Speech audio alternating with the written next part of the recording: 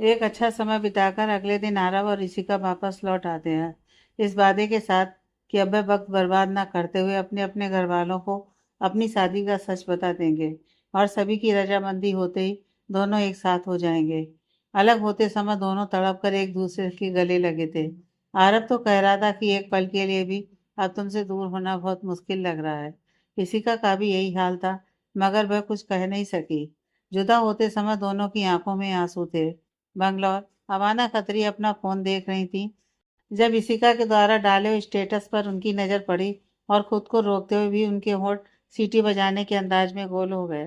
वहीं पास में बैठे नीरज खत्री अवाना की तरफ आश्चर्य से देखते हुए बोले, ऐसा भी क्या देख लिया फोन में जो इतनी खुश हो रही हो? नीरज डार्लिंग, क्या तुम्हें खबर है कि तुम्हारी लाडली आजकल कहाँ है और क्या कर रही है? अवाना के मुंह से इशिका के बारे में ऐसी बातें सुनकर नीरज को गुस्सा आ गया। फिर भी वह खुद को संभाले और कुछ घमंड से बोले, तुम अच्छी तरह से जानती हो कि वह इस वक्त दिल्ली में है। सच में? मुझे ऐसा क्यों लग रहा है कि तुम उसके बारे में फिर से कोई जहर उगलने वाली हो? नीरज गुस्से से बोले तो अवाना बिफरते हुए बोली, तुम्हें तो मैं नागिन ही लगती हूँ जो हर वक्त बस जहर ही उगलती रहती है। मगर कभी अपनी बेटी की करतूत भी देख लिया करो, जो बिजनेस के नाम पर पता नहीं कहाँ कहाँ और किसके साथ गुलछर्रे उड़ाती फिरती है। अवाना, नीरज गुस्से से चीखे, मगर तभी अवाना उनके सामने अपना फोन करते हुए बोली, ये लो, अपनी बेटी की करतूत को देखो। नीरज ने पहले तो अवाना को गुस्से से घूरा, फिर जैसी नजर फोन पर गई वह सौंकड़ हो गए। इशिका और आरब एक साथ। नीरज खुद से ही बड़बड़ाए, मगर अगले ही पल बोले, आरब तो मुंबई में है, आपकी लाडली भी मुंबई में ही है। अवाना बोली तो नीरज खत्री एक बार फिर उसे गुस्से से देखते हुए बोले, तुम्हें कैसे पता? क्या तुम मेरी बेटी की जासूसी करवा रही हो? मेरी एक सहेली है जो मुंबई में रहती है। उसने कल इशिका को जूहू बीच पर देखा था और ये बात मुझे उसी ने बताई। अवाना झूठ बोली। हाँ तो उसे कुछ काम होगा मुंबई में। आखिर इतना बड़ा बिजनेस वह अकेले संभालती है, तो हर जगह जाने से पहले मुझे इजाजत तो नहीं लेगी। वह जरूर वहाँ काम से गई होगी और फिर वहाँ उसे आराम मिल गया होगा। अब जान पहचान है उसके साथ, कुछ समय उसने बिताया होगा। नीरज खत्री बोले तो अब आना से रहा नहीं गया, मगर जिस तरह से यह तस्वीर ली गई थी, साफ पता चल रहा था कि उन दोनों के बीच में सिर्फ दोस्ती नहीं है। आप सचमुच में इतने बुद्धू हो नीरज, या जानबूझकर बात को टाल रहे हो?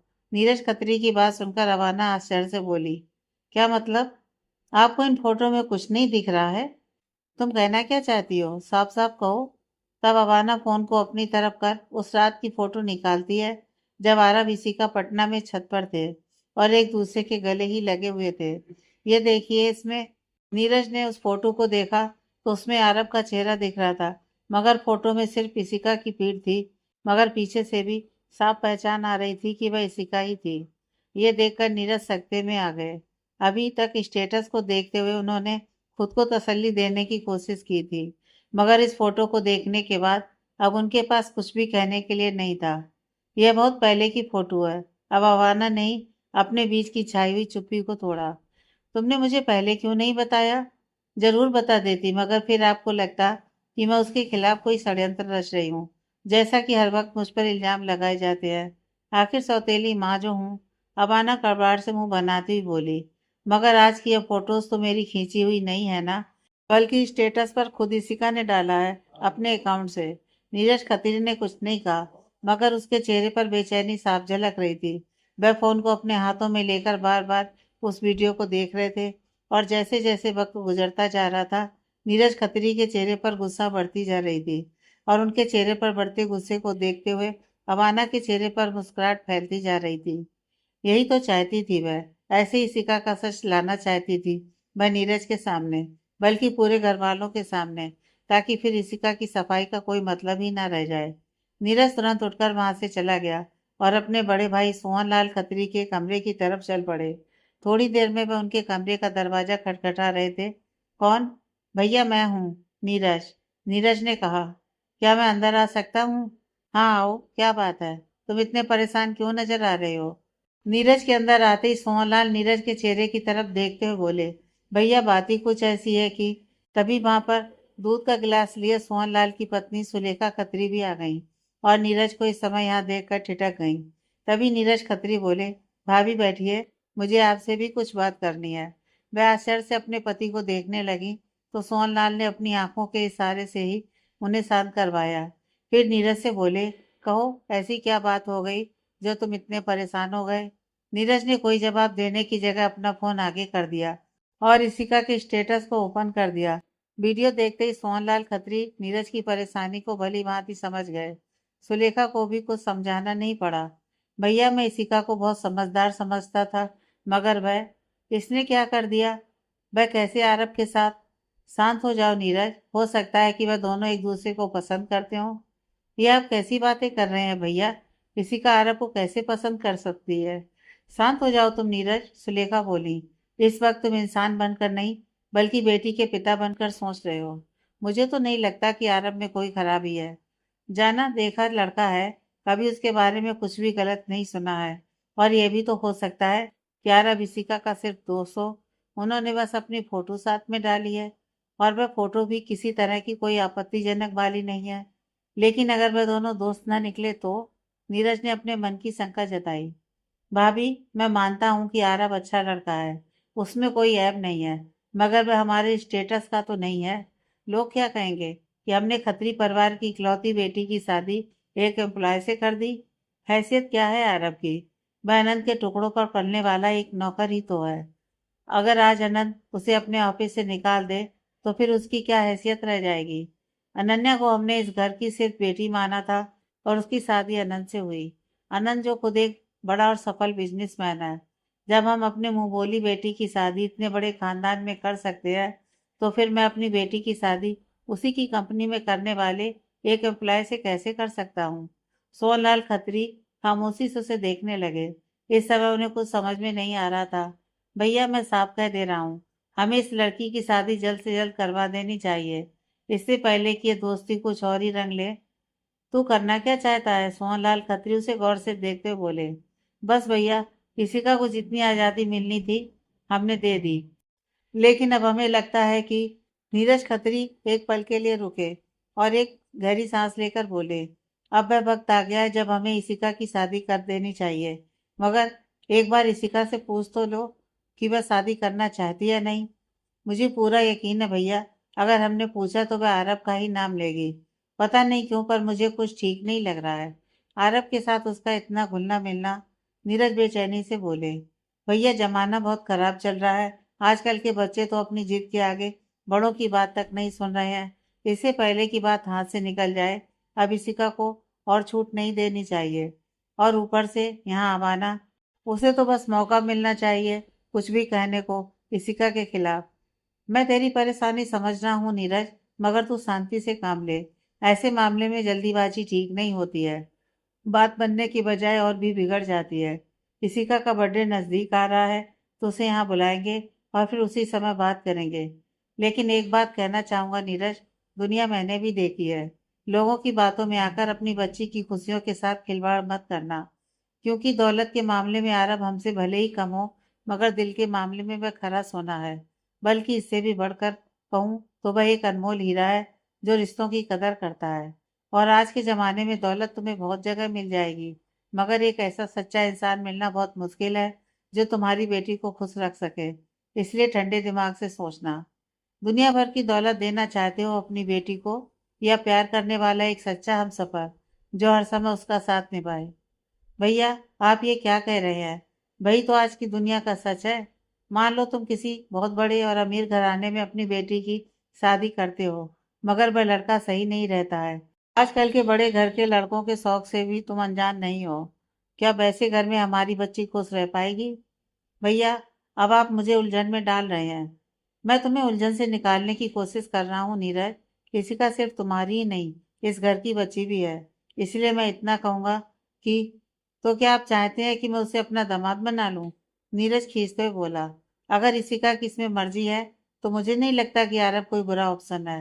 वैसे भी मुझे सिर्फ अपनी बच्ची की खुशियां प्यारी हैं, जो शायद इतनी दौलत के बाद भी हम उसे कभी नहीं दे सके हैं। सोहनलाल खत्री के चेहरे पर इस समय अफसोस के भाव थे। और जो शायद हम दौलत वाले उसे नहीं दे सके, वह उसे गरीब अरब से मिल जाए। ऐसा भी तो हो सकता है कि भैया, अरब की नज़र इशिका की दौलत पर हो, वह इसलिए उसे अपने प्यार के जाल में फंसा रहा हो।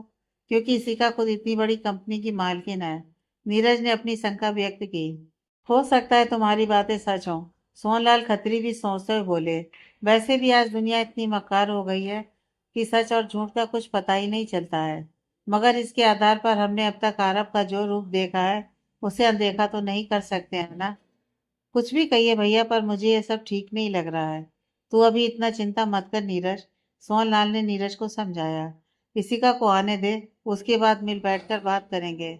अब रात काफी हो गई है, तो फिर तू भी आराम कर। अभी तक नीरज की समस्या का समाधान नहीं हुआ था, इसलिए नींद तो उसे आ ही नहीं सकती थी। फिर भी वह उठकर अपने कमरे में चला गया, जहां अवाना अभी भी फोन देखने में व्यस्त थी। उसने एक नज़र उसे देखा और फिर अपनी साइड पर जाकर लेट गया। उसे आरब का इशिका के करीब होना जरा भी नहीं भा रहा था, इसलिए उसने मन ही मन तय किया कि वह आरब को कभी भी अपनी बेटी के करीब नहीं आने देगा। अबाना ने जब उसे इस तरह से शांत देखा, तो वह उसे देखकर अपने मन की भड़ास निकालना चाहती थी, मगर कुछ सोचकर फिलहाल खामोश रही, क्योंकि आज की रात तो कम से कम उसके लिए सुकून की रात थी। कुछ ही देर में वह चैन की नींद सो गई। रात भर बिस्तर पर करवटें बदलते नीरज ने सुबह होते ही इशिका को कॉल करके बेंगलुरु बुला लिया, क्योंकि 2 ही दिन बाद इशिका का बर्थडे था और हर साल उसका बर्थडे उसके पूरे परिवार के साथ ही मनाया जाता था। इशिका को भी इस दिन कम से कम और दिनों की अपेक्षा अच्छा लगता था, जब उसे सभी प्यार करते थे। अवाना भी उस दिन उससे अच्छे से पेश आती थी। सबकी बड़ी वार्निंग होती थी कि चाहे जो भी हो जाए, उस दिन वह इशिका को कुछ भी गलत नहीं बोलेगी। और सबकी नाराजगी को ध्यान में रखते हुए ही अवाना अपना व्यवहार सुधार कर रखती थी। नीरज का फोन आते ही इशिका ने तय कर लिया था कि वह इस बार जब घर पहुंच जाएगी तो सबको आरब के बारे में बता देगी। उसे यकीन था कि उसके घर वाले जरूर मान जाएंगे, और यही सोचकर वह सुकून की नींद सोने चली गई। जबकि आरब इधर वापस पटना पहुंचता है, जहां वह अनंत और अनन्या से अपने माँ बाप को इशिका के बारे में बताने के लिए बोलता है। तो अनंत और अनन्या को भी ये बात सही लगती है, पर इस बार आरब उन्हें हमेशा के लिए अपने साथ लाना चाहता था, क्योंकि एक उसकी बहन थी जो शादी के बाद अपने ससुराल चली गई थी और बहुत ही कम माँ बाप से मिलने आया करती थी, दूर होने की वजह से। इसलिए अब उसकी माँ कांता देवी और पिता मोहनदास गांव में अकेले रहते थे। आरब ने उन्हें कई बार अपने साथ शहर में आने के लिए मनाना चाहा, मगर उन्होंने हर बार यही कह दिया कि वे गांव में ही अच्छे हैं। मगर आरब उन्हें अपने साथ रखना चाहता था, इसलिए इस बार वह पूरा मन बनाकर गया था, और उसे यकीन था कि इस बार माँ पापा चाह कर भी मना नहीं कर पाएंगे। आखिर उनका बरसों का सपना जो सच होने वाला है। और ये सोचते ही आरब के चेहरे पर मुस्कान आ गई। वह उस पर कब से शादी का दबाव डाल रहे थे, और जब भी आरब उनसे चलने की जिद करता तो वह कहते कि शादी कर तब आएंगे। इस बार आरब उनसे सीधे कह देगा, आपके मन की मुराद पूरी हो रही है, मैंने आपके लिए बहू ढूंढ ली है, अब तो चलिए। यही सब सोचते हुए आरब के होठों पर मुस्कुराहट आ गई। बहू, और ये सोचते ही तुरंत इशिका का चेहरा उसके सामने आ गया, और फिर सोच की सुई खुद ब खुद इशिका की तरफ घूम गई। मुंबई में ये 2 दिन उसके साथ बिताया हुआ समय कितना खूबसूरत था, बिल्कुल किसी सपने की तरह। चाहे फिर वह इशिका का सरप्राइज देना हो, या फिर बीच पर नंगे पैर चलने की जिद करना हो। अगर इशिका बच्चों की तरह बचपना दिखाती थी, तो वह उसके बचपने में साथ देना आरब को भी तो खुशी देता था। और इशिका के बारे में ही सोचते सोचते उसकी आंखें नींद से बोझल हो गईं। अगले दिन सबका अलग अलग प्लान था। अनंत अनन्या को सुबह सुबह लेकर रूटीन चेकअप के लिए डॉक्टर के पास चला गया, और आरब अपने गांव सिवान की तरफ, जबकि दिल्ली से इशिका बेंगलुरु। इशिका जब बेंगलुरु पहुंची तो सभी घर वालों ने उसका हर बार की तरह जोरदार स्वागत किया। एयरपोर्ट पर ही उसके तीनों भाई उसे लेने आए थे। तीनों भाइयों की इकलौती लाडली बहन निशिका अपने घर में किसी राजकुमारी से कम नहीं थी। अगर अबाना को छोड़ दिया जाए तो उस घर में ऐसा कोई नहीं था जो उससे प्यार नहीं करता था। सारे रास्ते चारों आपस में शरारत करते हुए घर पहुंचे। बड़ी माँ और बड़े पापा ने उसे गले लगाकर ढेर सारा आशीर्वाद दिया, तो वहीं नीरज ने भी उसे गले लगाकर उसका माथा चूम लिया और बोले, मेरी बेटी ने हमेशा मेरा सर ऊंचा किया है, बहुत गर्व है मुझे अपनी बच्ची पर। इन सबके इतर अवाना साइड में खड़ी रही। ना उसने प्यार जताने की कोशिश की और ना ही नफरत से मुंह मोड़ने की। इशिका ही आगे बढ़ी और जाकर अवाना के पैर छुए, तो बेमन से ही सही उसने सर पर हाथ रखा और खुश रहने का आशीर्वाद दिया।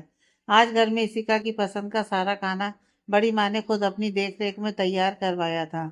आरुषि और इसिका की भी आपस में काफी बनती थी। दोनों ननद भाभी कम सहेलियों की तरह ज्यादा बिहेव करती थी।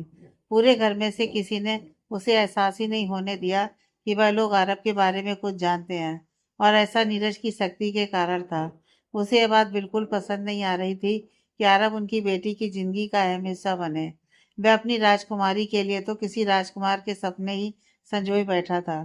शाम को सभी इकट्ठे बैठे और कल की पार्टी की तैयारी के बारे में बातें करना शुरू किया, तो इसिका ने हिम्मत की और कहा, पापा, बड़े पापा, मैं आप लोगों से कुछ कहना चाहती हूँ। यह सुनकर दोनों के ही कान खड़े हो गए। वह जानते थे कि इसिका अरब के बारे में ही बात करेगी। यह सुनकर नीरज ने तो बेचैनी से पहलू बदल ली, मगर सोहनलाल ने प्यार से कहा, हाँ बेटा बोलो, क्या कहना चाहती हो। बड़े पापा, वो मैं। उसने इतना कहकर सबकी तरफ देखा और फिर बोलने के लिए हिम्मत जुटाने लगी। किसी भी लड़की के लिए अपने माँ बाप से डायरेक्ट अपनी शादी की बात करना आज भी हमारे देश में लड़कियों के लिए आसान नहीं होता है। मैं आपसे ये कहना चाहती हूँ कि मैं, इसिका भी बोल ही रही थी कि तभी नीरज तुरंत बोले, बेटा मुझे भी तुमसे कुछ बात करनी है। उसके इस तरह से बीच में बोलने पर सोहनलाल आश्चर्य और गुस्से से नीरज को देखने लगे। वह जानते थे कि नीरज जानबूझकर इसिका को अरब के बारे में बात करने के लिए रोक रहा है, और ये बात सोहनलाल को बिल्कुल पसंद नहीं आई थी। क्या क्या इसिका अपनी बात भूलकर अपने पापा की तरफ देखते हुए बोली, तो नीरज ने अपने भाई की परवाह किए बिना बोले, वह मैं, बल्कि हम सब चाहते हैं कि अब तुम शादी कर लो, और इसके लिए हमने कई लड़कों को भी देख रखा है, और अब उनमें से तुम किसी को पसंद कर लो। इतना सुनना था कि इसिका के चेहरे पर हवाइयां उड़ने लगीं, जो इस बात की साफ चुगली खा रही थी कि उसे नीरज की बात पसंद नहीं आई। पापा, मैं, कोई नहीं बेटा, अभी कोई जल्दी नहीं है। नीरज प्यार से इसिका के गालों को छूते हुए बोले, जिन लड़कों के फोटोज आए हैं उन्हें तुम ध्यान से देखना और फिर बताना। पापा, मैं, अब ये मत कहना कि तुम अभी शादी नहीं करना चाहती हो। नीरज उसकी बात फिर काटते हुए बोले, देखो बेटा, अब तुम्हारी शादी की उम्र हो गई है, इसलिए तुम किसी न किसी एक लड़के को पसंद जरूर कर लेना। उसके बाद में बर्थडे की तैयारियों के बारे में बात करने लगे। इशिका ने कई बार बात भी करनी चाहिए, मगर नीरज खत्री हर बार बात को बदल देते थे, और सोहनलाल खत्री इस बात को बहुत अच्छी तरह से समझ रहे थे, मगर फिलहाल वह खामोश थे कि इशिका के सामने इस बात को उठाना मतलब इशिका की नज़रों में उसके पिता को गलत साबित करने जैसा होगा। और फिर दूसरे दिन वह भी आ गया, जब इशिका का बर्थडे पूरे धूमधाम से मनाना शुरू हो गया। नीरज खत्री ने ऐसा कर उसको तो अपनी बात नहीं करने दी, मगर बातों बातों में यह जरूर बता दिया कि वह अब अपनी राजकुमारी के लिए एक राजकुमार ढूंढने वाले हैं। इसिका का बर्थडे हर साल की तरह इस साल भी पूरे धूमधाम से मनाया जा रहा था। उसके बर्थडे पर नंदन अनन्या के साथ उसके पूरे परिवार को इनवाइट किया गया था। नीरज खत्री चाहते तो नहीं थे कि आरब यहाँ पर आए, मगर वह खास उसे मना करके सबकी नज़रों में भी नहीं आना चाहते थे, इसलिए आरब का भी आना तय था। सोहनलाल खत्री ने नीरज को इस बात के लिए डांटा भी कि वह इशिका से बिना पूछे उसकी शादी के लिए उसे मजबूर क्यों कर रहा है। इस पर नीरज खत्री का एक ही जवाब था कि वह अपनी बेटी को किसी राह चलते के पल्ले नहीं बांध सकते हैं, और इस मामले में वह किसी की नहीं सुनने वाले हैं। सोहनलाल को नीरज खत्री ने पहली बार जवाब दिया था, इसलिए वह बस उसका मुंह देखते रह गए।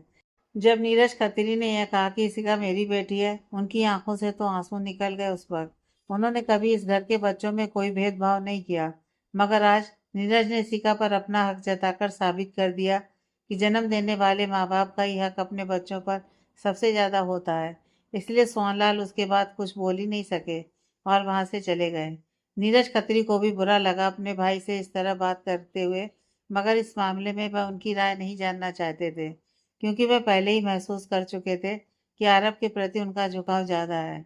आज तक अरब का गुणगान करने वाले नीरज खत्री भी जब अपनी बेटी की बारी आई तो वे अमीरी गरीबी और समाज को देखने लगे। यही तो फर्क होता है कथनी और करनी में।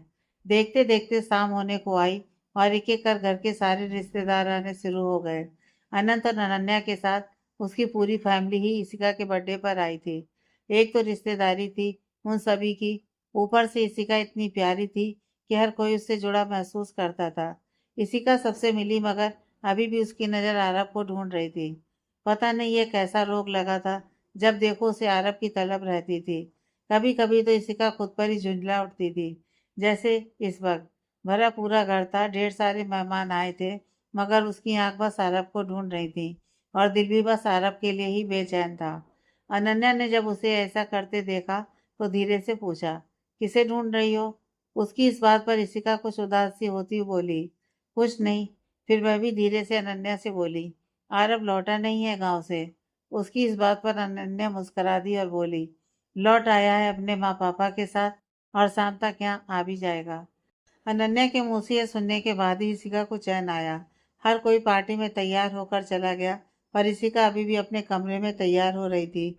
उसका अरब के बिना बिल्कुल मन नहीं लग रहा था और वह चाह रही थी कि अब अरब के आने के बाद ही पार्टी में जाए।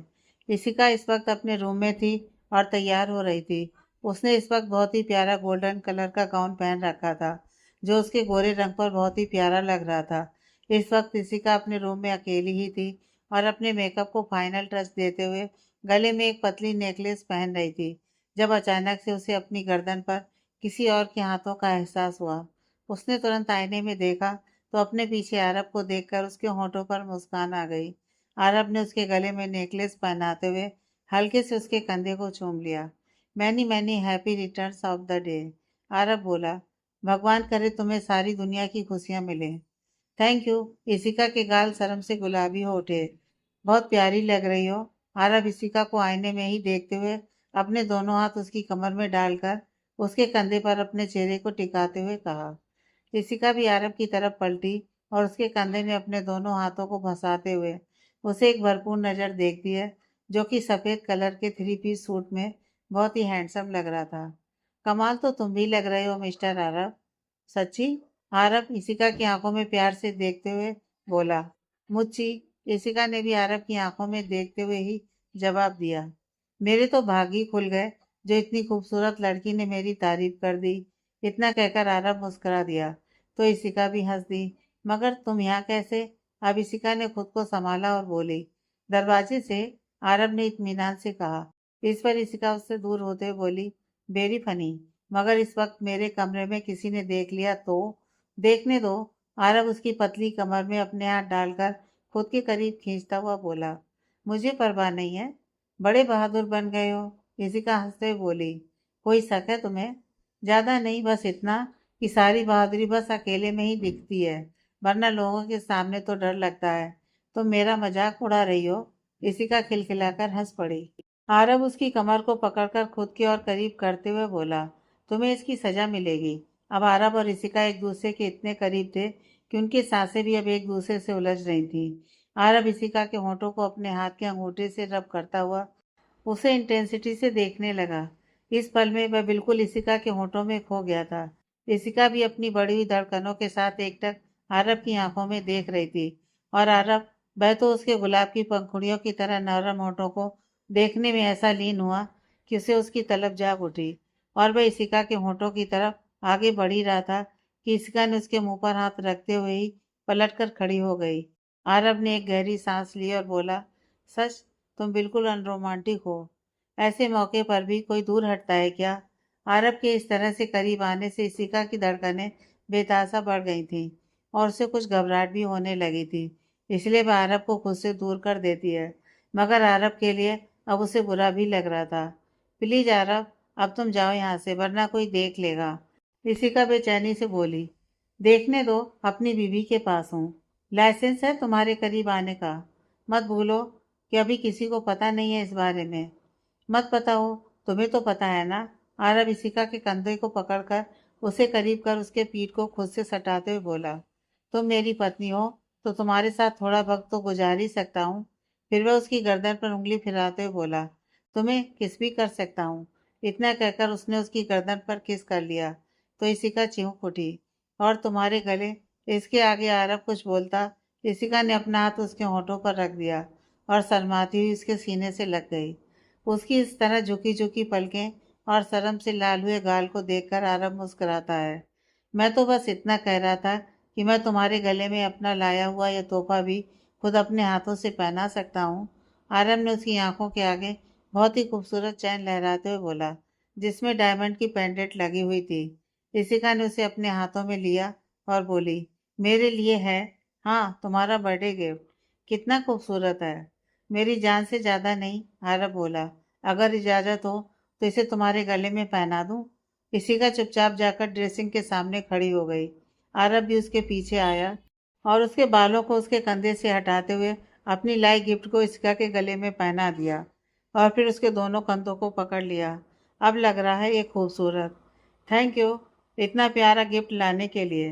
सिर्फ थैंक यू? आरब नाराज होते हुए बोला। तुम्हें पता है इसे लेने में मेरा 2 घंटे का टाइम वेस्ट हुआ और तुम एक छोटा सा थैंक यू बोलकर निकल लो? तो मुझे रिटर्न गिफ्ट चाहिए, आरब तुनक कर बोला।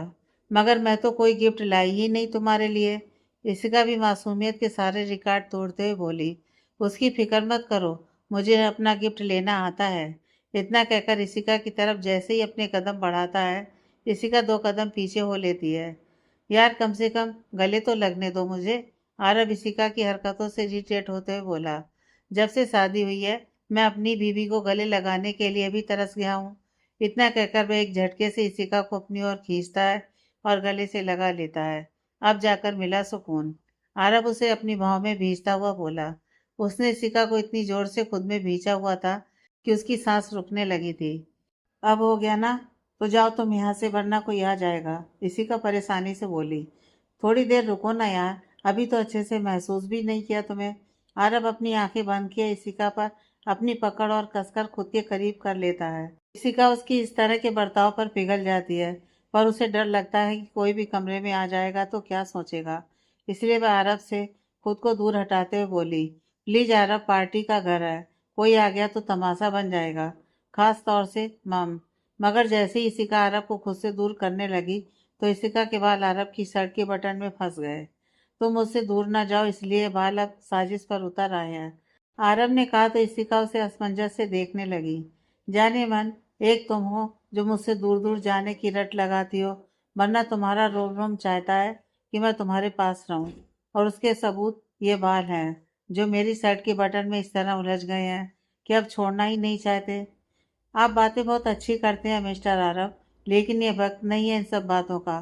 तो और किस चीज़ का वक्त है? वैसे मैं और भी बहुत कुछ बहुत अच्छा करता हूँ, आरब ने इशिका के कान में धीरे से कहा। तो इशिका शर्म से लाल हो उठी और आरब को धक्का मारते हुए बोली, नीचे जाने का वक्त है, पार्टी में इस वक्त। जल्दी आना, मैं इंतजार करूंगा, क्योंकि तुम्हारे बिना मेरा दिल अब एक पल भी नहीं लगता है। इतना कहकर आरब ने जाते हुए इशिका के गाल पर अपने प्यार की निशानी छोड़ते जाता है। आरब की इस हरकत पर इशिका तो बिल्कुल जर्सी होकर रह गई। उसका हाथ खुद ब खुद अपने गाल पर चला गया और जब समझ में आया कि आरब ने क्या किया तो वह शर्म से अपना चेहरा ही छुपा ली। मगर तब तक आरब वहां से हंसते हुए निकल चुका था। ये कुछ मिनट जो उसने इशिका के साथ कमरे में बिताए थे, उसकी खुशी उसके चेहरे पर छलक रही थी और वह उन्हीं पलों को याद करते हुए मगन हो आगे की तरफ बढ़ रहा था। तभी अचानक से नीरज खत्री सामने आ गए। एक पल की भी देरी हो जाती, आरब को खुद को संभालने में तो वह पक्का उनसे टकरा जाता, मगर संभल गया। फिर भी उसने कहा, सॉरी सॉरी अंकल, ऐसे काम ही क्यों करते हो कि बाद में तुम्हें सॉरी बोलने की जरूरत पड़े? नीरज खत्री ने रोसपूर्ण कहा। तो आरब को कुछ अजीब लगा, ऐसा तो उसने कुछ नहीं किया था। फिर नीरज खत्री की आवाज में नाराजगी क्यों झलक रही थी? यही सोचता हुआ आरब चुपचाप खड़ा था। तभी नीरज खत्री बोले, इधर कहाँ से आ रहे हो? इधर वह मैं, आरब हड़बड़ा गया। उसे समझ में नहीं आया कि वह क्या जवाब दे। पार्टी नीचे चल रही है और मेरा ख्याल है कि तुम्हें पार्टी में होना चाहिए था। वह मैं, हाँ वह मैं अनन्या को ढूंढ रहा था। आरब ने बात बदल दी, मगर नीरज खत्री की आंखें उसके झूठ बोलते चेहरे को तुरंत पकड़ लिया। पर बात आगे न बढ़ाते हुए उन्होंने बस इतना ही कहा कि अनन्या और अनंत दोनों नीचे हैं। जी मैं चलता हूँ, इतना कहकर वो भी वहां से तुरंत पार्टी में चला गया। नीरज खत्री के सामने से हटने पर उसे ऐसा महसूस हुआ जैसे वह अभी अभी किसी कैद से छूटकर भागा हो। जबकि नीरज खत्री को यह समझने में ज्यादा वक्त नहीं लगा कि आरब कहाँ से आ रहा है, क्योंकि आगे चलकर इशिका का कमरा था और यह सोचते ही उनके तन बदन में आग लग गई। मगर फिर भी वे खुद के गुस्से को काबू में रखते हुए खुद को शांत किया और वह इशिका के पास गए। उस समय इशिका आईने के पास खड़ी होकर खुद में ही मुस्कुरा जा रही थी और ऐसा करते हुए देखकर नीरज खत्री को एक बार फिर गुस्सा आया, मगर वे आज माहौल को खराब करना नहीं चाहते थे। इसलिए जाकर प्यार से शिका के कंधे पर हाथ रखा और कहा, अगर मेरी प्रिंसेस तैयार हो गई हो तो चलें? जी पापा। इतना कहकर ऋषिका ने नीरज की तरफ देखा तो नीरज खत्री ने अपने हाथों को ऋषिका की तरफ बढ़ा दिया, जिसे ऋषिका ने थाम लिया। और फिर कुछ ही पलों में ऋषिका और नीरज खत्री एक दूसरे के हाथ को पकड़े हुए वह पार्टी में पहुंच गए। दोनों बाप बेटी को इस तरह से आता देखकर सभी लोगों ने क्लैपिंग कर उनका स्वागत किया। पार्टी में पहुंचते ही ऋषिका की नज़र खुद ब खुद आरब की तरफ पहुंच गई, तो उसने देखा कि आरब उसे देखकर मुस्कुरा रहा है। उसे मुस्कुराते देख वह भी मुस्कुरा दी। सबने उसे विश किया, केक काटा गया। पार्टी बहुत ही अच्छे तरीके से संपन्न हुई, मगर इस पार्टी में नीरज खत्री ने एक पल के लिए भी अपना ध्यान आरव और ऋषिका से नहीं हटाया था। वह दोनों पर बराबर नजर रखे रहे थे और इस बात की कोशिश कर रहे थे कि दोनों मिल नहीं पाए। अब वे भी क्या जानते हैं कि वह तो पार्टी शुरू होने से पहले ही बहुत अच्छी तरह से मिल चुके हैं। मगर अब जब भी इसी का अरब एक दूसरे के करीब आते, वह तुरंत उन दोनों के बीच में पहुंच जाते। जहां इसिका को आज अपने पापा का बर्ताव कुछ अजीब लग रहा था, वही ना चाहते हुए भी अरब मन ही मन ताज्जुब में था कि ये हो क्या रहा है। तभी अनंत उसके करीब आया और उसके कान में धीरे से बोला, आखिर तुम्हारी स्टोरी में भी विलन आ ही गया। ये सुनकर आरव पहले तो उसे चौंक कर उसे देखता है, मगर फिर बात समझ में आते ही हंस देता है। पार्टी खत्म होने के बाद सभी अपने अपनी मंजिल की तरफ चले गए। आनंद और उसकी फैमिली के रहने का इंतजाम नीरज खत्री ने अपने ही बंगले में किया था। रात काफी होने की वजह से और लोग तो सोने के लिए चले गए थे, मगर आरव एक बार फिर से इशिका से मिलने की चाहत में उससे चैटिंग कर रहा था और ऋषिका उसे मना कर रही थी कि अब इतनी रात को मिलना सही नहीं होगा। किसी ने देख लिया तो खामखा बात का बतंगड़ बनेगा। तभी नीरज खत्री ने आरव को फोन किया और उसे मिलने के लिए स्टडी रूम में बुलाया। नीरज खत्री के इस तरह बुलाने से एहसास तो था उसे कि आखिर इतनी रात गए नीरज खत्री ने उसे क्यों बुलाया होगा। वह ऋषिका को मैसेज करता है, अपने ससुर जी से मीटिंग करने जा रहा हूँ। किस लिए? शायद आज उन्होंने भांप लिया है कि उनकी बेटी ने मुझे पसंद कर लिया है। उसका यह मैसेज देखकर ऋषिका ने बस मुस्कुराते हुए थम्स अप और स्माइली का इमोजी पास कर दिया। थैंक यू, मुझे भी तुम्हारी ऑल द बेस्ट की बहुत ज़रूरत है इस समय। आरव मुस्कुराते बोला और उसे थैंक्स बोलकर नीरज खत्री के पास चला गया। जब वह स्टडी रूम में पहुंचा तो वहां नीरज खत्री के साथ ऋषिका के बड़े पापा सोहनलाल खत्री भी बैठे हुए थे। आरव वहां पहुंचा और उन दोनों को ही ग्रीट किया। सोहनलाल खत्री ने उसे अपने सामने बैठने को इशारा किया, जबकि नीरज लाल खत्री उसे अभी भी घूर रहे थे। आरव की समझ में नहीं आ रहा था कि आखिर ये गुस्सा क्यों है। क्या इसी कारण ने हमारे रिश्ते के बारे में बता दिया है? मगर फिलहाल वह कुछ भी ना कहकर खामोश ही रहा। तभी उस खामोशी को तोड़ते हुए सोनलाल बोले, बेटे हमें तुमसे बात करनी है। सोनलाल अपने स्वर को बहुत ही नर्म बनाए हुए थे। तभी उनकी बातों के बीच में नीरज खत्री टोकते हुए बोले, तुम्हारे और ऋषिका के बारे में। इतना सुनते ही आरब के कान खड़े हो गए। दिल की धड़कनें बढ़ गईं। अब उसे हल्का डर भी लग रहा था। जी जी आप। वह बस इतना ही बोल पाया। नीरज मैं बात कर रहा हूं ना। सोहनलाल नीरज को भी गुस्से से देखते हुए बोले, तो वह खामोश हो गए। इस पर सोहनलाल आगे बढ़ते हुए बोले, क्या तुम्हारे और ऋषिका के बीच में? सोहनलाल को आगे समझ में नहीं आया कि वे अपनी बात कैसे रखें। आखिर ऋषिका उनकी बच्ची थी और ऐसी बातें अमर्यादित होती हैं। फिर भी उन्होंने खुद को संभाला और कहा, क्या कुछ दिनों पहले तुम और ऋषिका साथ में मुंबई में थे? उनका सवाल सुनकर आरब शौक से सोहनलाल की तरफ देखने लगा। उसे तो लगा था कि शायद वह आज ऋषिका से रिश्ते के बारे में कुछ पूछेंगे, मगर उन्होंने वह पूछा जिसके बारे में उसने सोचा तक नहीं था। हाँ, वह ऋषिका के साथ था, लेकिन यह बात उन्हें मालूम कैसे पड़ी? आरब कुछ ऐसा पूछ पाता उससे पहले नीरज खत्री बोले, ऋषिका ने स्टेटस पर डाला था कुछ दिनों पहले तुम्हारे साथ अपनी फोटो। उनकी आवाज में अभी भी गुस्सा था और आरब को अब समझ में आ गया कि कैसे ये बात उन्हें पता चली।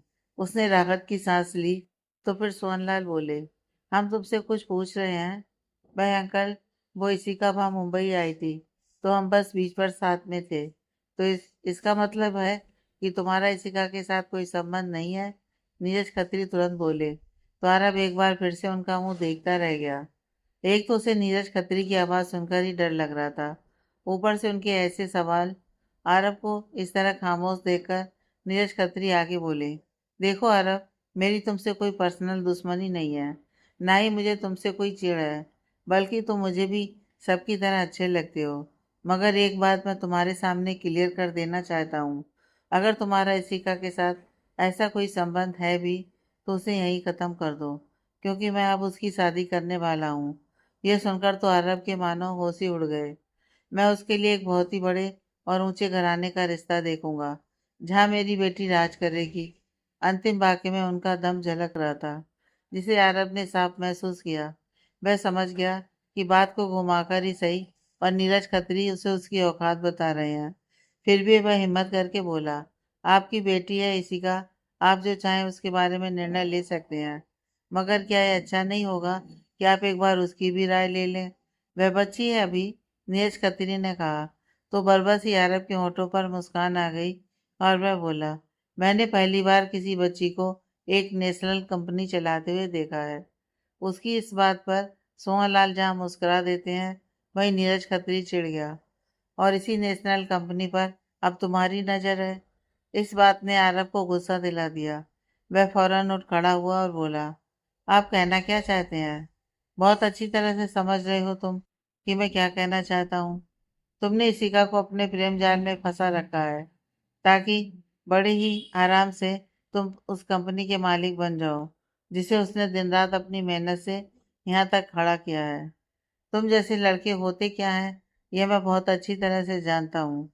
तुम जैसे मिडिल क्लास की नज़र हमेशा एक कामयाब लड़की पर रहती है, जो अपनी मेहनत की कमाई तुम जैसे धोखेबाजों पर उड़ा सके। बस करिए आप, आरब गुस्से से चीख पड़ा। मैं आपकी सारी बातें सुन रहा हूँ, तो इसका मतलब यह नहीं कि मैं आपके किसी एहसान के तले दबा हुआ हूँ। मैं ये सारी बातें सिर्फ इसलिए सुन रहा हूँ क्योंकि आप बड़े हैं हमारे, आपसे पहले से भी रिलेशन है, तो मैं बस उन्हीं रिश्तों की इज्जत कर रहा हूँ। मैं नहीं जानता हूँ कि आपको ऐसा क्यों लग रहा है, मगर इतना ज़रूर कहूँगा कि आप दुनिया के पहले ऐसे पिता नहीं हैं जो अपनी बेटी के चुने हुए शख्स पर ऐसा इल्ज़ाम लगा रहे हैं। आपसे पहले भी बहुत लोग ऐसा कर चुके हैं। अगर मैं गरीब हूँ तो ये मेरी कमी नहीं है, लेकिन अगर सचमुच में मेरी नियत आपकी बेटी की कंपनी पर होती तो वह मेरी कमी जरूर होती। एक बात मैं आपसे जरूर करना चाहूंगा अंकल, आरब आगे बोला। आपने अपनी बेटी पर भरोसा करके उसे इतनी बड़ी कंपनी सौंप दी, जिसे वह दिन रात अपनी मेहनत से एक नई ऊंचाइयों तक पहुंचा देती है। उसका लिया गया हर निर्णय कंपनी के फायदे के लिए होता है, ऐसा आपको पूरा विश्वास है। फिर जब वह अपने जीवन के लिए कोई निर्णय ले रही है, तो आपको संदेह क्यों हो रहा है? जब वह अपनी कंपनी के लिए कोई गलत निर्णय नहीं ले सकती है, तो अपनी जिंदगी के लिए वह कोई गलत फैसला क्यों करेगी? और एक बात आप अच्छे से समझ लीजिए, मैं जो हूँ, जैसा हूँ, खुश हूँ। मुझे आपकी बेटी की कंपनी का कोई भी लालच नहीं रहा है। तो आखिर क्यों कर रहे हो ये सब? क्यों मेरी बेटी के करीब आ रहे हो? ये बातें दिल वाले समझ सकते हैं, दौलत वाले नहीं। पैसा आज के जमाने में हर किसी की भाषा बदल देता है। नीरज खत्री गुस्से से बोले, और अपना एक चेक आरब की तरफ फेंकते हुए बोले, ब्लैंक चेक है ये, इसमें जितनी चाहे उतनी रकम भर लो। साइन मैंने कर दिया है, मगर मेरी बेटी का पीछे छोड़ दो। ये सुनकर आरब की आंखों में पल भर को नमी सी झलकी, मगर फिर भी वह मुस्कुराते हुए बोला, ये चेक आप अपने पास ही रखिए सर, आपको अपनी बेटी के दहेज में देने के काम आएगा। और एक बात, आपकी बेटी बिकाऊ होगी, जिसकी कीमत आप लगा रहे हैं, मगर मेरे लिए मेरी इसी का अनमोल है। उसकी कोई कीमत नहीं है, इसलिए मैं कभी भी उसकी कीमत नहीं लगाऊंगा। इतना कहकर वह बिना फिर कुछ कहे चुपचाप उस कमरे से बाहर निकल गया। आरब के इस तरह से चेक ठुकराकर जाने पर जहाँ सोहनलाल को सुकून मिला था, वहीं नीरज खत्री एक बार फिर चिढ़ गए। मगर अरब, उसके अंदर तो जैसे एक हलचल सी मची हुई थी। आज एक बार फिर वही कहानी दोहराई जा रही थी, अमीरी और गरीबी की। यही तो वजह थी कि इतने दिनों तक वह अपने कदम कभी बढ़ा ही नहीं रहा था इशिका की ओर। मगर अब अपने कदम पीछे हटाना भी मुश्किल था। अपने रिश्तों में इतना आगे बढ़ जाने के बाद क्या वह इशिका को छोड़ पाएगा, उसे भूल पाएगा? इशिका से दूर होने के ख्याल से ही वह बेचैन होकर कमरे से बाहर निकल गया। उसकी आंखें ही नहीं, आज उसका दिल भी रो रहा था। जबकि उधर इशिका जब से सुनी थी कि आरब पापा से बात करने जा रहा है, तो वह बेचैनी से कमरे से बाहर रहकर उसका इंतजार कर रही थी। उसे लग रहा था कि सब जानने के बाद उसके पापा और बड़े पापा जरूर आरब के लिए मान जाएंगे। जैसे उसने आरब को कमरे से बाहर निकलते देखा, वह दौड़कर उसके पास पहुंची। जहां आरब को इशिका के यहाँ होने की उम्मीद नहीं थी, वहीं इशिका को भी आरब के चेहरे पर पहले मायूसी की उम्मीद नहीं थी। इशिका ने इतने झटके से उसे पीछे से पकड़ा था कि आरब को संभालने का मौका ही नहीं मिला, और इशिका घबरा गई जब उसने आरब की आंखों में आंसू देखे। क्या हुआ आरब? पापा ने कुछ कहा क्या? और आरब ने कुछ कहने की जगह बेचैनी से उसे अपनी बाहों में भर लिया। उसकी पकड़ इशिका पर इतनी मजबूत थी कि जैसे अगर जरा सी भी उसमें ढील हुई तो इशिका हमेशा हमेशा के लिए उससे दूर हो जाएगी। आरब की पकड़ में उसका डर, उसके पीछे उसका दर्द और उसकी बेचैनी सब कुछ झलक रहा था। इशिका को यह सब कुछ बहुत अजीब लगा। वह आरब की पीठ को सहलाकर उसे शांत करवाने लगी। कुछ देर बाद आरब शांत हुआ तो इशिका ने कहा, तुम ठीक हो? हाँ, आरब ने खुद को संभाला और अपना सिर हिलाते हुए बोला, मैं ठीक हूँ। रात भी काफी हो गई है, तो अब तुम्हें भी आराम करना चाहिए। इतना कहकर आरब उसे नजर फिराकर जाने लगा तो इशिका ने उसके हाथों को पकड़ लिया। क्या कहा पापा ने? इशिका ने अपना सवाल एक बार फिर दोहरा दिया तो आरब मुड़ा और इशिका के हाथों पर अपना हाथ रखकर मुस्कुरा दिया, मगर उसकी मुस्कुराहट में भी उसका दर्द साफ झलक रहा था। वह बोला, इशिका, हमारी मोहब्बत चाहे कितनी भी बड़ी क्यों ना हो, वह हमारे बीच इस अमीरी गरीबी की खाई को पाट नहीं सकती। उसकी ये बातें सुनकर इशिका भौचक्की रह गई। वह कुछ कहती इससे पहले ही आरब बोला, हमें लगता है शायद किस्मत में हमारा साथ यहीं तक था। मैं अगर चाहूँ तो भी तुम्हें कभी नहीं भूल पाऊंगा, लेकिन शायद मेरी इतनी औकात नहीं है कि तुम जैसी राजकुमारी को अपनी कुटिया में ले जाऊं। आरब, तुम्हारे पापा ठीक कहते हैं इशिका, तुम एक राजकुमारी हो और तुम्हारे लिए एक राजकुमार ही ठीक रहेगा। आरब, तुम, इशिका ने कहना चाहा, मगर तब तक आरब अपना हाथ छुड़ाया और वहां से तेजी से चला गया। इशिका उसे तेजी से जाते हुए देख रही थी। आरब की बातें सुनने के बाद उसके मन में हजार तरह के सवाल और दुख उमड़ रहे थे।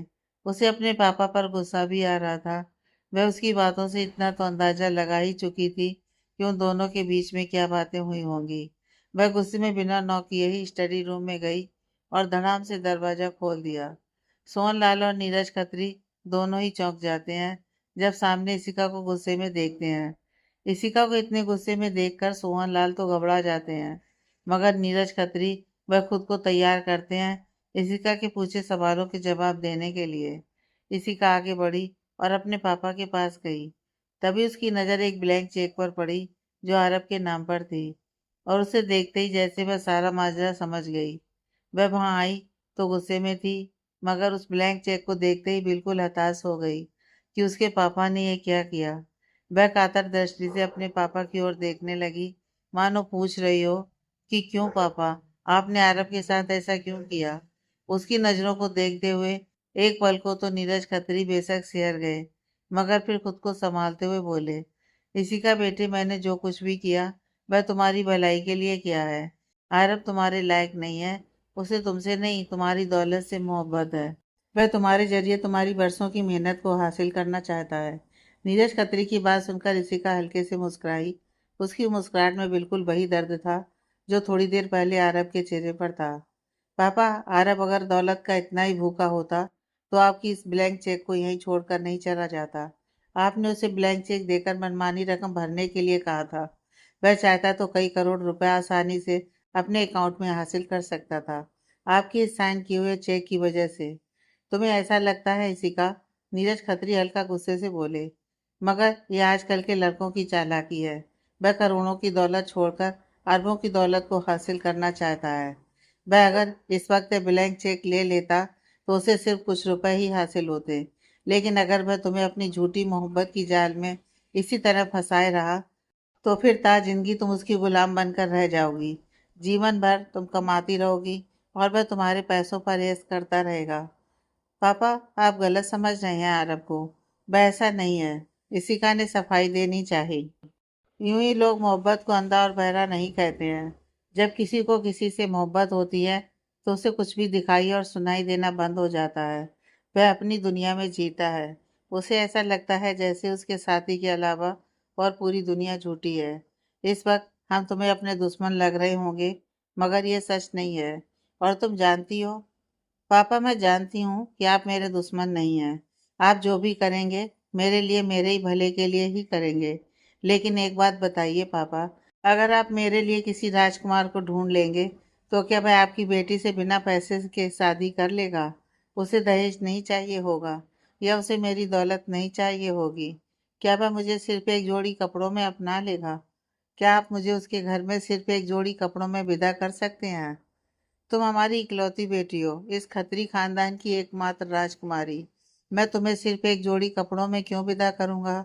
मैं तो तुम्हारी शादी करूंगा इतनी धूमधाम से कि पूरा शहर ही नहीं, पूरा देश और पूरी दुनिया देखती रह जाए।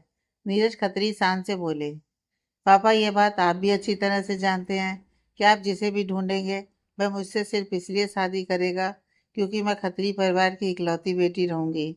तुम साबित क्या करना चाहती हो? नीरज खत्री गुस्से से बोले।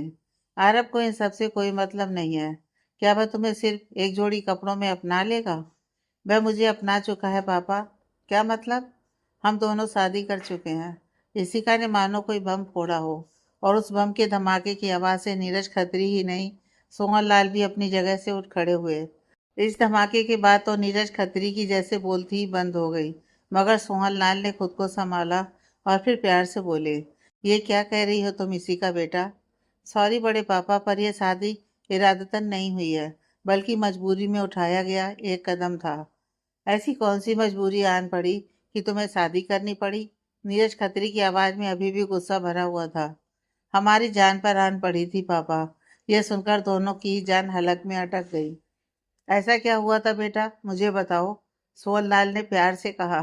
तो फिर इशिका ने उन्हें सब कुछ विस्तार से बताने लगी कि कैसे रोनित ने उस पर पहले गुंडों से हमला करवाया, फिर बचाने का नाटक करते हुए वहां पहुंच गया। बड़े पापा, मैं आपके सामने आज जिंदा खड़ी भी नहीं होती, क्योंकि जिस इरादे से रोनित वहां आया था उसके बाद मैं उसी बर्फ की घाटी में अपने आप को दफन कर लेती, अगर मैं अपने इरादे में कामयाब हो जाता। इतना कहकर इशिका रोने लगी तो सोहनलाल आगे बढ़े और उसे अपने गले से लगा लिया। उसकी बातें सुनकर नीरज खत्री भी सकते में आ गए। वह इतना तो जानते थे कि रोनित की नज़र इशिका पर है, क्योंकि वह उसके जरिए उसकी दौलत को हासिल करना चाहता है, मगर वह अपनी इस अंधी हवस को पूरे करने के लिए इस हद तक चला जाएगा, उसकी उन्होंने कभी कल्पना भी नहीं की थी। बड़े पापा, वह तो उस दिन भगवान की कृपा थी कि आरब सही समय पर पहुंच गया और उसने मुझे रोनित के गलत इरादों से बचा लिया। मगर रोनित फिर से वापस गुंडों को ले आया और उनसे जान बचाने के लिए हम वहां से भाग गए। भाग जाने पर भी रोनित ने हमारा पीछा नहीं छोड़ा और गुंडों के साथ हमारा पीछा करता रहा। उससे बचने के लिए हमें एक मंदिर में छुपना पड़ा, मगर वह वहां भी पहुंच गया और उसकी नजरों से बचने के लिए हमें वहां चल रहे सामूहिक शादी में शामिल होना पड़ा। बड़े पापा, हमने सिर्फ शादी की है, कभी अपनी लिमिट को क्रॉस नहीं किया है, क्योंकि आरब का भी यही कहना है कि जब तक बड़े हमारी शादी को अपने आशीर्वाद नहीं देते, हम भी इस शादी को नहीं मानेंगे। अगर आप लोगों को आरब पसंद नहीं है और आप नहीं चाहते कि मैं आरब के साथ रहूं, तो मैं नहीं रहूंगी उसके साथ। उससे अपने सारे रिश्ते तोड़ लूंगी, हमेशा के लिए। मगर प्लीज बड़े पापा, फिर मैं किसी और से भी शादी नहीं करूंगी। बस सुबकती हुई अपने बड़े पापा के गले से लगी रही और उसके बड़े पापा उसके सर को सहलाते रहे। इतना सब सुनने के बाद नीरज खत्री भी खुद को शर्मिंदा महसूस कर रहे थे कि उन्होंने आरब के लिए क्या क्या नहीं कहा, और उसने तो उसकी बेटी की जान ही नहीं, इज्जत भी बचाई थी। अब उन्हें उस रोनित पर बेहद गुस्सा आ रहा था, जिसकी वजह से उनकी बेटी इतनी बड़ी मुसीबत में पड़ी, और ऊपर से रोनित की हरकतें। वह बिल्कुल भी माफी के लायक नहीं था। वह भी आगे आए और इशिका को सॉरी बोल उसे अपने गले से लगा लिया। उनके इस व्यवहार से इशिका को भी कुछ राहत मिली। मुझे माफ कर दो बेटा, मैं सचमुच में इस अमीरी गरीबी के चक्कर में पड़कर अपना आपा खो बैठा था, वरना मैं भी आरब को अच्छी तरह से जानता हूँ कि वह कितना अच्छा लड़का है। और फिर सबसे ज्यादा मुझे अपनी बेटी पर भरोसा होना चाहिए था। सच ही कहा था आरब ने कि जो इतनी बड़ी कंपनी के फैसले अपने दिमाग से करती है, वह अपनी जिंदगी का फैसला ऐसे ही थोड़ी कर लेगी। तू चिंता मत कर, हम जल्दी ही आरब के मम्मी पापा से बात कर तुम दोनों की शादी फिर से धूमधाम से करवाएंगे। इतना सुनकर ऋषिका के होठों पर भी मुस्कुराहट छलक गई। इधर आरब सुबह की पहली किरण के साथ ही घर से निकल गया, क्योंकि उससे अब यहाँ एक पल भी नहीं रहा जा रहा था। उसने अनंत को मैसेज कर दिया था कि वह जा रहा है। अनंत हैरान था कि आरब को इतनी जल्दी क्या थी, मगर वह उससे कुछ पूछ पाता उससे पहले ही आरब ने अपने फोन को भी साइलेंट कर दिया था। अगले दिन नीरज खत्री सारे मेहमानों के जाने के बाद सबसे पहले आरब के कमरे में जाते हैं, उससे माफी मांगने के लिए, जहां उन्हें पता चलता है कि वह जा चुका है। यह सुनकर उन्हें अपनी करनी पर बड़ा दुख हुआ, जबकि इस बात से अनजान अनंत ने कहा कि उसने मुझे भी कुछ नहीं बताया कि क्यों जा रहा है, बस सुबह मैसेज आया था कि वह जा रहा है। नीरज खत्री एक बार फिर खुद को आरब के सामने मौना महसूस कर रहे थे कि उसने अपने सबसे अच्छे दोस्त अनंत को भी कुछ नहीं बताया। अगर वह चाहता तो नीरज खत्री के किए का ढिंढोरा पीट सकता था। इशिका के साथ किए गए मदद का हवाला देकर खुद को बेचारा साबित कर सकता था। लोग तो ऐसे मौके की तलाश में रहते हैं जब उन्हें लोगों की अटेंशन हासिल हो। उन्हें अपने किए पर गिलानी महसूस होने लगी, मगर वह कुछ नहीं बोले और अब गुस्से से रोनित के कमरे में पहुंचे, जहां रोनित अभी भी लेट नाइट पार्टी करके आराम से सो रहा था। नीरज खत्री ने एक झटके से उसके ऊपर से कंबल हटाया और उसके हाथ को पकड़कर उठाते हुए बोले, अभी के अभी निकल जाओ इस घर से। इतना कहकर वह उसे गुस्से से घूरने लगे। तभी अबाना वहां आई और गुस्से से नीरज की तरफ देखते हुए बोली, ये क्या हरकत है नीरज, तुम मेरे भतीजे के साथ ऐसा कैसे कर सकते हो। नीरज ने जब अबाना के मुंह से ऐसी बातें सुनी तो वह उसे भी गुस्से से घूरने लगे और बोले, आज बिल्कुल चुप रहो। तुम अभी नहीं जानती हो कि तुम्हारे इस भतीजे ने क्या गुल खिलाया है। और इधर रोनित के तो जैसे कुछ समझ में ही नहीं आया। वह आश्चर्य से नीरज खत्री को देखते हुए बोला, क्या हुआ अंकल, आप इतने गुस्से में क्यों हैं। रोनित के इस तरह सवाल पर नीरज खत्री का खून खौल उठा। साथ ही वह आश्चर्य में थे कि एक ऐसा ढीठ इंसान है जिसे अपनी करनी का भी थोड़ा सा भी शर्म नहीं है, ऊपर से सवाल कर रहा है। मगर उसकी बात का जवाब ना देते हुए नीरज खत्री ने रोनित का हाथ पकड़ा और उसे लगभग घसीटते हुए घर के बाहर निकालने लगते हैं। जबकि रोनित घसीटते हुए अनजान बना हुआ था, तो उसने बस इतना कहा, कम से कम आप मेरा गुनाह तो बता दीजिए।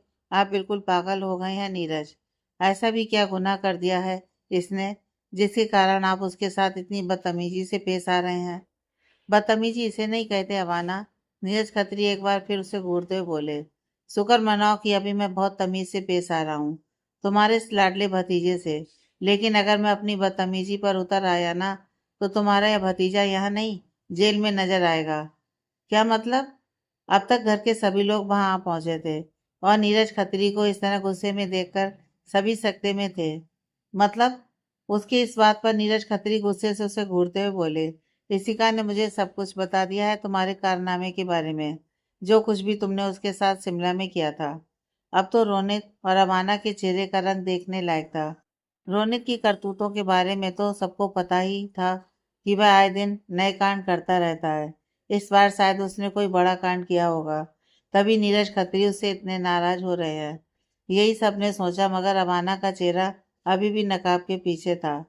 इसलिए बस रोनित की धुलाई करके उसे घर से निकाल दिया गया था। रोनित को घर से निकालने के बाद नीरज खत्री और सोहन लाल ने रोनित के बारे में तो सबको सब कुछ बता दिया, मगर आरब और इशिका की शादी की बात को सभी से छिपा लिया। हाँ, उन्होंने ये जरूर सबको बता दिया कि आरब ने ही इशिका की जान बचाई थी और अब इशिका चाहती है कि उसकी शादी आरब से हो। तो आप लोगों का क्या कहना है, क्योंकि हमें तो इस रिश्ते से कोई एतराज नहीं है। आगे की कहानी नेक्स्ट पार्ट में।